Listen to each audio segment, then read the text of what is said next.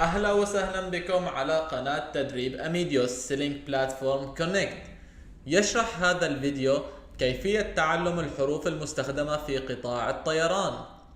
الحروف المستخدمة للتواصل بين الموظفين وبعضهم وموظفين شركات الطيران محددة، تم وضعها من قبل الآياتا للمساعدة على سهولة التواصل بين الموظفين وتقليل الأخطاء نتيجة سماع حرفا خاطئا.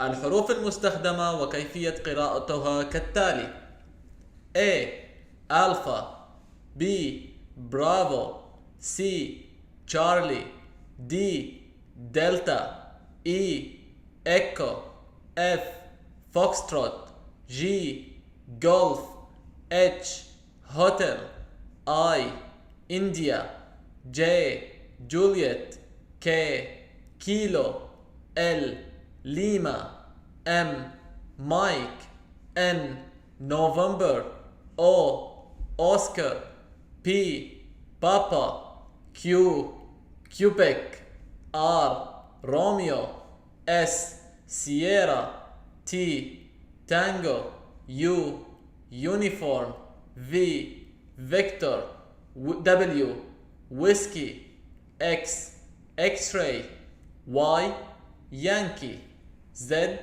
زولو. شكرا لكم على حسن المتابعة. لا تنسوا الاشتراك في القناة وتشاهدوا آخر تدريبات أميديوس سيلينج بلاتفورم كونكت.